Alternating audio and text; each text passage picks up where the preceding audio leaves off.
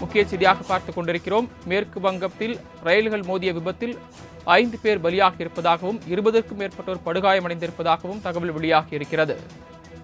கூடுதல் விவரங்களை வழங்குவதற்காக செய்தியாளர் நந்தினி இணைப்பில் காத்திருக்கிறார். நந்தினி, இந்த ரயில் விபத்து குறித்த விரிவான விவரங்கள்.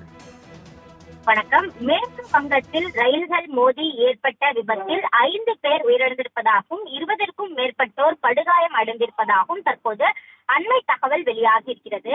டார்ஜிலிங் மாவட்டத்தில் நிகழ்ந்த கோர விபத்தில் மீட்பு பணிகள் தீவிரமாக நடைபெற்று வருவதாகவும் தெரிவிக்கப்பட்டிருக்கிறது.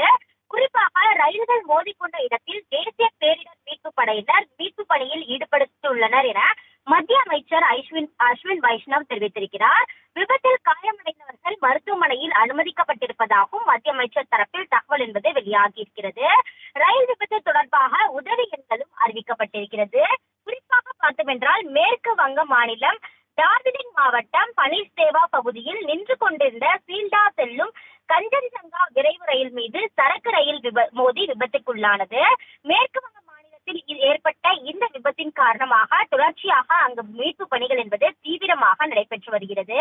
நியூ ஜல்குவை அருகே ரங்கம்பாணி ரயில் நிலையத்தில் நின்று கொண்டிருந்த கஞ்சன்ஜங்கா எக்ஸ்பிரஸ் மீது வேகமாக வந்த சரக்கு ரயில் மோதியதில் பெரும் விபத்து ஏற்பட்டிருக்கிறது. நியூ ஜல்பைகுரி ரயில் நிலையத்தில் இருந்து சீல்டா செல்லும் வழியில் ரயில் சிலிகுரியை கடந்த பிறகு ரங்கபாணி நிலையம் அருகே மோதல் ஏற்பட்டது.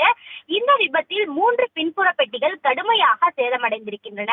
இந்த ரயில் விபத்தில் தற்போதைய தகவல் படி 5 பேர் உயிரிழந்திருப்பதாகவும் 20க்கும் மேற்பட்டோர் படுகாயம் அடைந்திருப்பதாகவும் தகவல் என்பது வெளியாகி இருக்கிறது.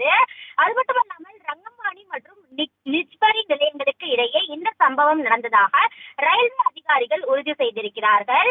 காயமடைந்தவர்கள் மருத்துவமனையில் சேர்ப்பதற்காக 30க்கும் மேற்பட்ட ஆம்புலன்ஸ்கள் வரவழைக்கப்பட்டு அந்த ஆம்புலன்ஸ்கள் மூலம் தொடர்ச்சியாக அவர்கள் மருத்துவமனையில் அனுமதிக்கப்பட்டு வருகிறார்கள்.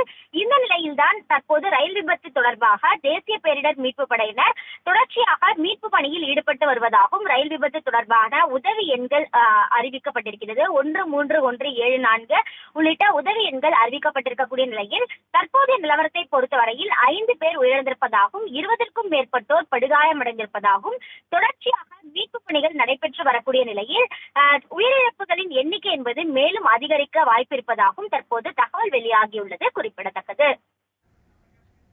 தங்களது விரிவான தகவல்களுக்கு நன்றி நந்தினி.